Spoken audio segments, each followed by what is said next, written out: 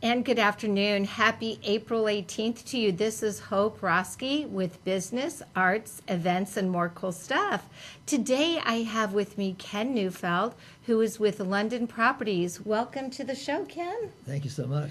It's great to have you here. And today we're going to be talking real estate. And it's very interesting. Real estate has kind of been, maybe in the past 10 years or so, a little bit like a roller coaster. It's had its ups and its downs. And it's been, sometimes the seller's market, the buyer's market. What trend are we seeing right now? Well, speaking of the roller coaster, it's always been a roller coaster. Even historically, the real estate market does have its cycles. Right. So where are we now? I would say we're probably close to a balanced market, or we're coming out of a seller's market, and then it's still not a buyer's market, so it might be still a little bit more seller's market. I see. So what is the turnaround time that we're seeing with some homes today? In terms of how long they will stay on the market? Correct. Well, they're certainly less than 30 days. So if a home hasn't sold in 30 days, it's by definition overpriced. And everybody thinks they have that precious gem, and they have to be willing to maybe lower it a few thousand to make it desirable and for it to appraise out then, correct? Right. And of course, for the seller to best strategically position themselves, it's best to price it as close to market value as possible, and they will get offers almost immediately. So how do you find the best market value? I mean, people look at comps, or do you look at Zillow or Redfin, or how do people kind of come up with that magical number? Well, we have become very internet savvy, all of us. Yes, we have. And so everybody looks at Redfin, looks at Zillow, looks at Realtor.com, and they look at each real estate company also has their own website as well. So all these sites essentially all have the same data because they get the data from the MLS feed. But Zillow is probably the one where, statistically, where most people look. I see. So Zillow has what they call their Zestimate. Yes. Which is their estimate based on computer data and computer analogies. And sometimes their estimate is pretty good, right on, and sometimes it's a little off. Well, is it off higher, lower? What could a person looking to purchase typically figure on? It could be up, it could be higher or lower. Oh, I see. So I would say you would not want to depend solely on a Zillow's estimate for your evaluation, but consider that as one of the guidelines for determining value. Right. Now, many times people will say, well, we need to look at the comps, or you'll hear a realtor say, we need to look at the comps in the neighborhood. To me, that would be, in my perception, a good way to base a price. But at the same time, you may look at one house that is just completely decked out, and then you're looking at one that has had no update. So then how do you figure that? Well, you have to make allowances for those differences. But really the best way of determining what a buyer would like to pay for a property is to have a realtor do comparisons called comps, where they would, most of the realtors will also know more details about each of those comps, so they'll know this one was decked out, this one was trashed. Right. And they will add that into their interpretation when you interpret the numbers. Correct. And then once somebody purchases a home, they need to make sure that it appraises out. Now, have you had experiences where it doesn't? I would say that generally in about 90% of cases it does appraise for what the parties have agreed upon. But yes, the answer to your question, we do find cases where property did not appraise. And sometimes we as realtors maybe have some disagreements with the appraiser and their approaches, but in the end, if it does not appraise, then typically the buyer doesn't need to buy it and the seller doesn't need to sell it. And so it becomes a matter of negotiation. Sometimes the parties meet halfway and the buyer pays maybe $5,000 or $10,000 more than the appraisal just to get the house if they really like the house.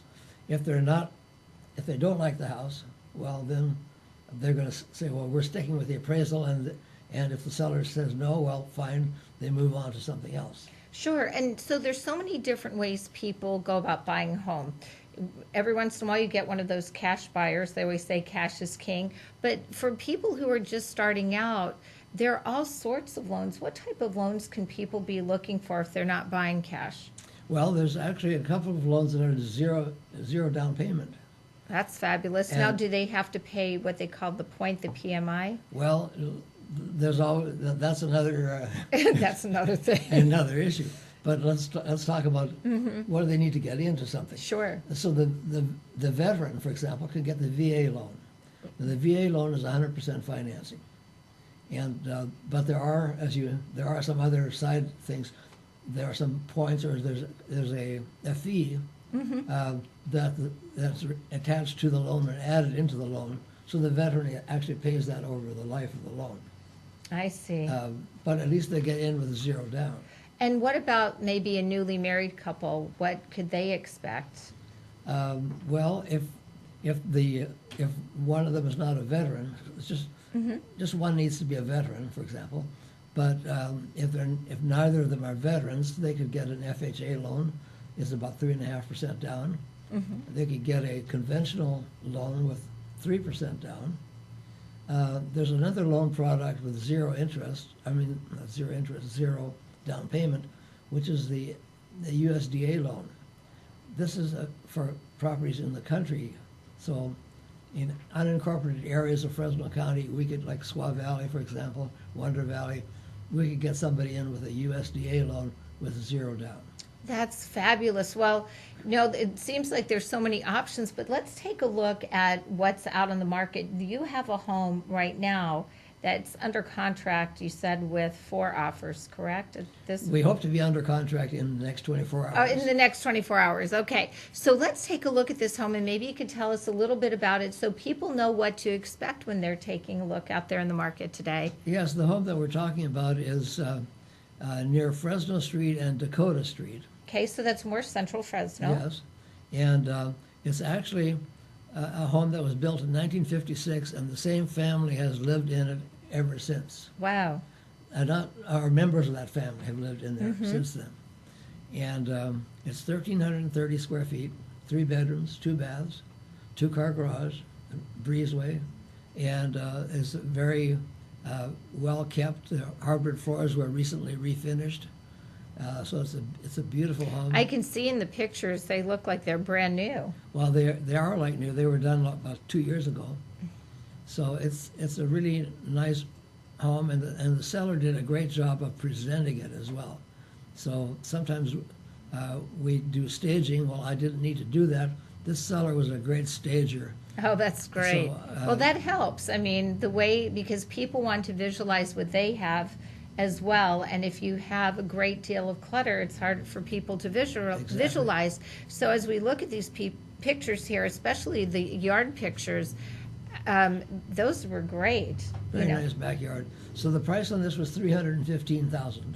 Okay. And I told the seller that I would expect that we'd be in contract within 10 days at the time that we listed it.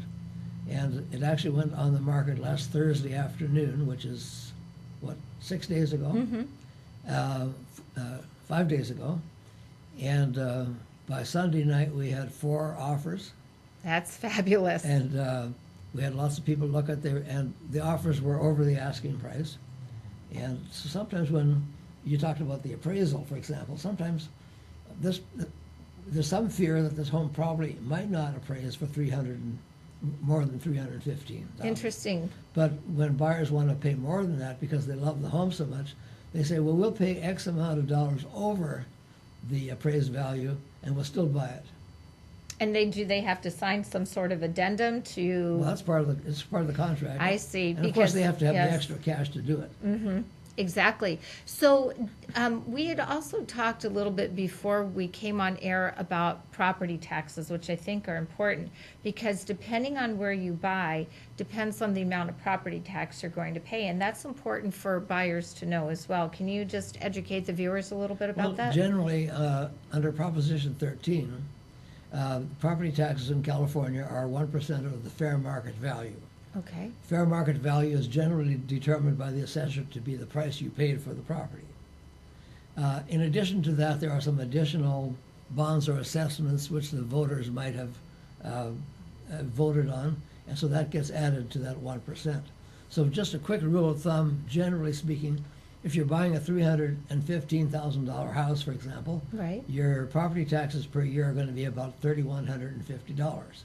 So basically, figure 1% of the Correct. per month For the year. for the year. Yes. Okay, I was going to say for the month. Oh my goodness, No. maybe I'm living back into New York, and it's just so it's for the year. Okay, because I know different states have higher property taxes. With that being said, what are some of the areas that buyers can take a look where maybe the property taxes aren't as high as maybe like Clovis, for example? Well, in our general Fresno County area, the taxes are fairly similar, except the Clovis taxes are maybe just a slight bit higher because the voters have approved some additional school bonds, which are then amortized over the life of the bond. I see. Well, I think that, taking a look at that, I mean, there's the taxes. Now, many people like living in communities where, where maybe they have an association fees, PUDs, for example. So what type of fees can some people expect with that? And how do then they work that into the budget? Well, the people that like that, they probably are looking for more security, maybe less maintenance, because the association is going to take care of very often your exterior maintenance, your yard care, your pool care. If the streets inside your association need repair, that'll be done by the association. So typically, all the owners are going to pay a monthly homeowners association fee, which in our area ranges anywhere, depending on the association, anywhere from $250 per month to I've seen as high as $500 a month. The question is, as a buyer, what are you getting for that? Mm-hmm. Because the lower HOA fees, you're probably getting less. The higher HOA fees, you may be getting more. And isn't it true, too, that maybe more homes that are in the community, it would be possibly less to have to pay for that monthly PUD or the HOA fee? Well, if you have your own house, you're still going to be paying some of the same things you're paying for in that HOA fee. Because very often the HOA fee includes some insurance. Some of them include true. water, sewage, and garbage. Mm-hmm. Some of it, most of them include yard care and pool care. You also sometimes get some extras like clubhouse and a gate and that kind of thing. But a lot of the things you're paying for in the HOA fee, you'd be paying for in your single-family home. You're going to pay your water bill in your single-family home. If you need to replace the roof in your single-family home, you're going to pay for it all at once. Rather, in an HOA, you are accumulating money in a reserve in case roofs need to be replaced, for example. Well, Ken, I have to tell you, you are just a wealth of knowledge and just so easy to talk with, and I think it would be great for people to have that opportunity to reach out to you. Can you tell us how they can get in touch with you? Is there a website, a phone number? Well, there's KenNeufeld.com. Okay, that's easy. And my cell number is 559-270-4056. And of course, if you look at the shirt, you could tell he's with London Properties, which is located up on Moreau and Sierra, correct? That's correct. Okay, well, Ken Neufeld, I thank you so much for taking the time to come in today. I think you've given the viewers something to really think about, and they will be able to get in touch with you, and hopefully you can help them out with their real estate needs. It's my pleasure. Thank you so much, and this is Hope Roski. We'll be right back with you.